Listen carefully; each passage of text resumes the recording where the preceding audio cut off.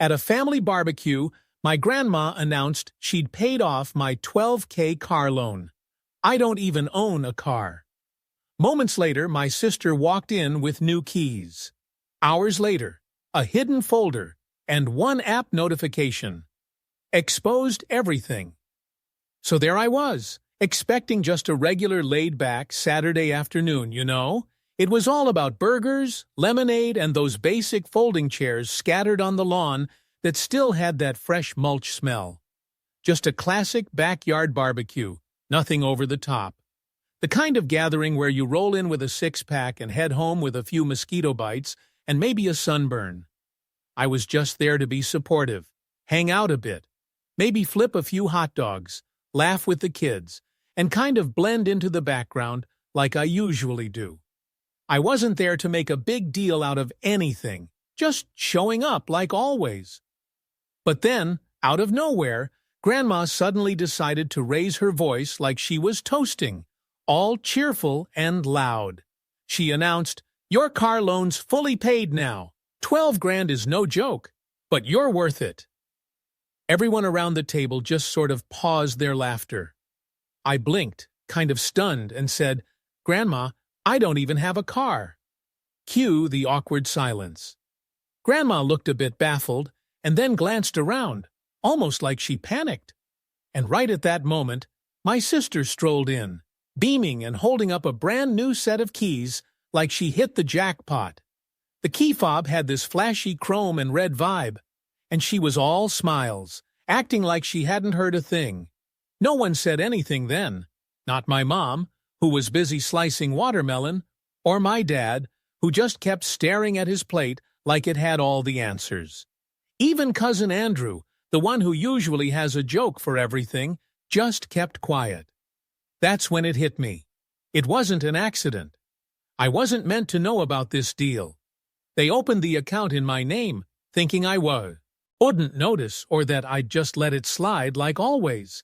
Smile, nod, say, "Glad she's happy," and reluctantly fork over more money. I just stood there, feeling my skin prickling under the summer sun, and then I sat back down, pretending nothing happened. A couple of hours later, while everyone was inside cracking up at some TikTok video on the big TV I got them last Christmas, I checked my loan app on my phone. Sure enough, approved for $12,000, cleared in my name. I didn't say a word. My hands stayed steady. My jaw didn't get tight. I just calmly closed the app, checked the date, and snapped a screenshot of the approval page. When I looked up, Grandma was headed my way. No smile this time. She didn't look at me, just reached into her purse and slid a thick yellow folder across the table, still not saying a word. Inside were printouts, contracts, dealership papers, all of it supposedly signed by me. Except I never signed a single thing. That night, right at 2:03 a.m., my phone lit up with notifications. 13 messages, 5 missed calls, and a voicemail from my sister starting with, "Please don't do anything crazy, okay?" I didn't reply. By then, I'd already done something far crazier. I'd gone silent. The folder sat on my kitchen counter for 3 days. I didn't touch it initially, just let it rest there like some cursed relic tempting me to look again. And on the third night, when sleep wouldn't come, I finally gave in. That's when everything started making sense. It wasn't just the car. I remembered the utility bill from last fall that my mom brushed off as a glitch when I asked why I was charged double. Then there was the extra streaming service I was still paying for, even after I deleted their profiles months ago, and the $500 school deposit for my sister's kid, which was supposed to be temporary, but they never paid back or even mentioned again. I lined up the dates, matched the charges. Every favor turned into a precedent. Every dollar I covered became an expectation. And every moment I didn't push back turned into permission. I wasn't family. I was funding. I felt used, financially and emotionally. And the worst part? They knew it. Grandma's folder detailed everything. literal and metaphorical receipts, dealership printouts, insurance plans, my financial details. Page after page of bold moves made on the back of stolen trust and forged familiarity. I flipped to the last sheet and saw my signature, photocopied from an old document I signed for a summer internship, clumsily traced onto a finance agreement. They didn't even bother hiding it because why would they? I was the reliable one, the quiet one, the one who wouldn't make a scene. Flashbacks flooded in like wildfire. The birthday I wasn't invited to because the table only fit 10. But my bank statement showed a $600 charge for catering. The wedding where I covered the flowers and wasn't even mentioned in the program. The group vacation where I paid for the Airbnb and got a thank you meant for someone else.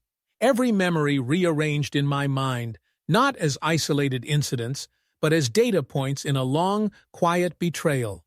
They didn't love me less. They just valued what I could give more than who I really was. And I let them. I let them tell me I was lucky to be included. I let them laugh when I offered to help because helping was the only way they knew to accept me. But now the truth sat right there, plain as day, on paper. They'd spent $12,000 under my name, bought a car, generously handed my sister the keys, and smiled like it was some blessing, all because they assumed I'd do what I always did: pay, disappear, and wait for some scrap of gratitude that never came. But this time, they seriously misjudged the situation. This time, I'd blinked and seen it all. That night, I logged into every single bank account I had, changed all the passwords, froze every auto pay, and pulled my credit report. Then, I called the dealership. "Hi," I started. "I think a car was purchased under my name without my consent." The guy on the other end got quiet, then asked, "Is your name Kevin?" I said yes, and he sighed. "I figured you'd call," the dealership rep said. His voice had that customer service calm, but there was an edge beneath, telling me everything. He knew. Not the details, not yet, but he'd definitely seen this sort of thing before. It all started with what felt like a disaster wrapped up in the signatures of my family members. "Technically, you're the listed owner," he said, and I just sat there, quiet for a moment, staring at the folder Grandma had pushed across the table as if it was some sort of courtroom judgment. I hadn't gotten any sleep, yet my hands were steady, my jaw was relaxed, but inside I was as sharp as a razor blade. I wasn't interested in an apology anymore. I wanted leverage. I was done being the silent one. "You'll be picking up the car tonight," I said. "Got it," he replied, and he was going to start the repo protocol right away. I hung up and opened my laptop. For the next 7 hours, I became what they feared the most, the quiet one who finally made some noise. Phase 1 was about reclaiming what was mine, starting with accounts. Netflix, gone. All profiles were erased, even the one dedicated to Grandma's favorite shows. Spotify Premium was downgraded to the free version, so suddenly 5 people had to deal with ads. Amazon Prime? Cancelled. No more free shipping for those birthday gifts they never sent anyway. I reset every login on the password manager. Poof! Gone! The smart home I had built for them? I tore it down. Thermostat locked. Cameras offline. Wi-Fi unplugged. I canceled cloud storage, and those backup photos and shared files disappeared into a void they thought was forever. Within hours, my phone lit up with messages. "Hey, something's wrong with the Wi-Fi," said Mom. "Did the thermostat reset?" asked Dad. "Why is the camera app saying unauthorized device?" texted my sister. I ignored them. I was just getting started. Phase 2 involved financial extraction. Remembering how I had co-signed their mortgage, supposedly temporarily, I realized they never stabilized the situation because I was always there to buffer. I logged into the lender portal to start removing myself from the loan. That triggered an automatic review, and the bank called me within the hour. The rep was concerned they wouldn't qualify without me. Good, I replied, simple as that, and she didn't argue. 2 days later, the bank emailed an updated loan estimate. Their monthly payments would almost double if I left. They'd either refinance or risk losing the house, but I didn't tell them. They could find out when they opened their breakfast emails.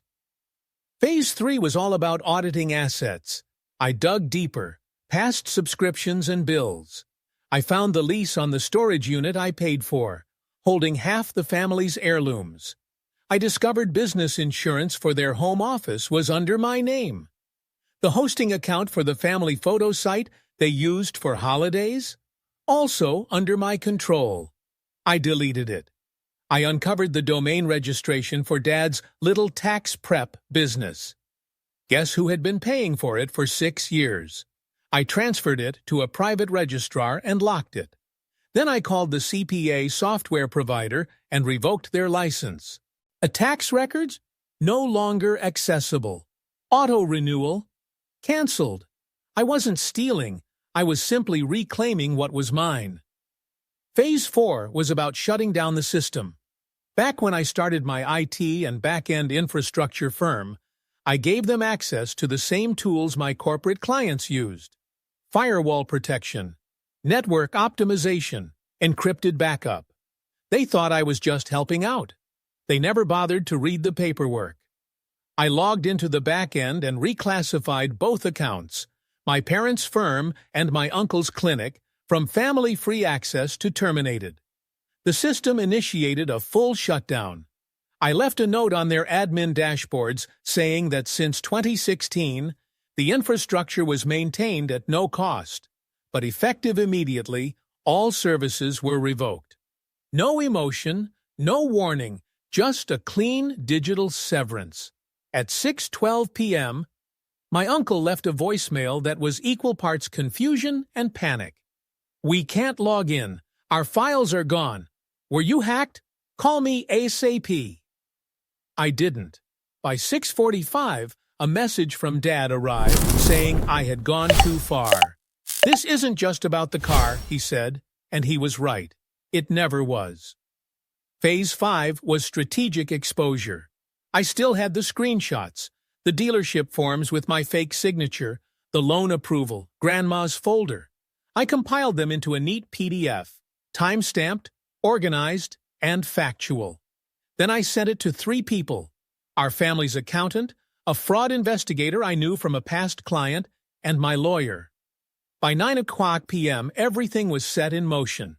The car repossessed, the fraud reported, my financial ties severed, their infrastructure offline, their secrets laid bare. And for the final blow, I relied on the power of silence. I didn't scream, didn't post, didn't call anyone, because silence wasn't defeat. It was a verdict. By midnight, my phone had 112 missed calls. 13 from my sister, 21 from Dad, 2 voicemails from Grandma, 1 tearful, 1 angry. But I didn't listen. I knew the script by heart. You're tearing this family apart. No, they tore it apart, and I just stopped stitching it back together.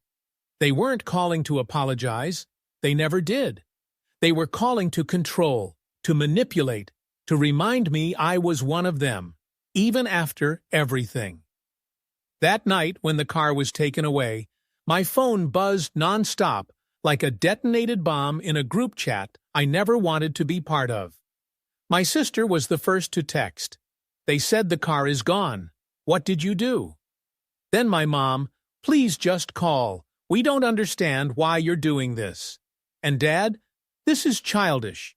You're embarrassing yourself." I didn't respond. They weren't confused. They just couldn't handle realizing they had gone too far. At 2:36 a.m., another call came from my sister, crying. They said there might be charges. I didn't know they'd take it. I thought you'd fix it. I ended the call without uttering a single word, because at the core of it, they never believed my actions had any real consequences, any real bite. They assumed they could just steal, lie, forge, and fake. while I patched things up as always. Not this time. By the next morning, the desperation shifted into something darker. My aunt took to Facebook, posting, "Heartbreaking when family turns on you, but..." You know, it's funny how the truth has a way of coming out, no matter how much people try to hide it. We kept all the records, or receipts, as they called them, documents I hadn't even signed. It was all based on false accounts and a trail of debt that was pinned on me. Instead of engaging, I chose to stay silent, letting the quiet speak louder than words ever could. But soon, the texts escalated to outright slander. "You always craved attention, and now you've got it," they said, accusing me of ruining my sister's life over a misunderstanding. "We were the ones who took care of you when no one else would," they claimed. But this wasn't justice. It was pure cruelty. They thought this act made them stronger, but it actually just left them isolated. They tried everything: guilt trips, shaming, manipulation, and even attempted to pull at my heartstrings with pity. They tried everything except the one thing that truly mattered: owning up to their actions. When all these tactics failed, they showed up at my doorstep, no heads up, banging on the door and shouting, "Talk to us! You're still our son!" my dad called out, threatening, "You'll regret this. You always come back." I stood my ground, not opening the door, staying far away from it. They weren't seeking any real resolution. They wanted to re-establish control and bring back the status quo, where I remained silent and they stayed comfortable. Later that night, my mom emailed me with the subject line, "You've made your point." The message read, "We're getting a lawyer. This isn't fraud, it's family. If you continue to bother us, we'll take legal action." They expected to flip the narrative, painting me as the villain for filing a fraud report for something they actually did. I didn't reply. Instead, I let them sit in the emptiness, feel the vacancy left by the fixer who no longer answered calls. And it worked. The next day, their tone shifted as they pleaded, "Please talk to us. You've made your point. We're falling apart." Even my sister reached out, saying she didn't know what was happening and thought I'd be okay. But she knew. They all did. They relied on my silence. And when it was gone, they lost their shield. I met with my lawyer, presenting all the evidence: the dealership contract, the forged documents, the call logs, the screenshots. "Do you want to press charges?" he asked. "No," I responded. "Just prepare everything in case they do." "Smart move," he said, knowing they wouldn't see it coming. They always counted on my compliance. A sigh, a passive nod, a whispered, "It's fine." Not this time. I wasn't storming out of their lives with a dramatic door slam. I was letting them unravel on their own. That weekend, my sister texted me a single line, "Are you done? Because I'm about to lose everything." I stared at my phone, almost typed no, but then deleted it. Not because I was reconsidering, but I realized I had nothing left to say. This wasn't retaliation. It was holding them accountable. Permanently. Initially, I wasn't going to go public. Silence felt cleaner, more precise. But then they started talking, not just through messages or behind my back. They took it public. My sister posted a tearful selfie on Instagram captioned, "It's hard when those you thought were your forever become your lesson. Grateful for those still here." It got 200 likes in no time, filled with sympathetic comments and heart emojis. My family reshared it as if it were a sacred truth, portraying me as the unstable, dramatic brother who snapped. Scrolling through those comments, I saw things like, "You don't deserve this," and "Cutting off toxic people is tough but necessary." No one knew the actual story, and no one even asked. I realized I had to speak up before they completely rewrote the narrative. So I built my case, not an emotional rant, but a factual account. Screenshots, contracts, call logs, the dealership approval with the forged signature, financial documents from Grandma's folder, group chat screenshots, and the email from the bank confirming my name was used fraudulently. All verified and time-stamped. I crafted the post, not for Facebook or Instagram, but LinkedIn, where it would count. To an audience that knew me as calm, capable, and collected, I titled it, "When Family Crosses the Line, a Cautionary Thread on Financial Exploitation and Identity Misuse." I explained the story factually, how my name was used for a $12,000 loan I never okayed, how the car was handed over to someone else, and how instead of apologizing, the response was slander. I left out names, but anyone who needed to know would understand. By the end of the day, it had racked up over 30,000 views. Messages started rolling in, not from strangers, but from people I hadn't heard from in years. Old colleagues, classmates, even a cousin from high school. They thanked me for speaking up, sharing their own stories. "My dad forged my signature on a student loan," one said. Another shared how her sister used her Social Security number for a credit card. It wasn't helping, it was debt. I hadn't set out to start a movement, but clearly, I'd struck a nerve. As for my family, they noticed quickly. My mom called me 11 times in one night. No voicemails, just empty calls. My dad emailed with the subject, "Take it down." Inside, it simply read, "You're embarrassing everyone. If you think..." So it all started when sharing our personal issues online was supposed to make me come off as tough for something, but that idea was way off the mark.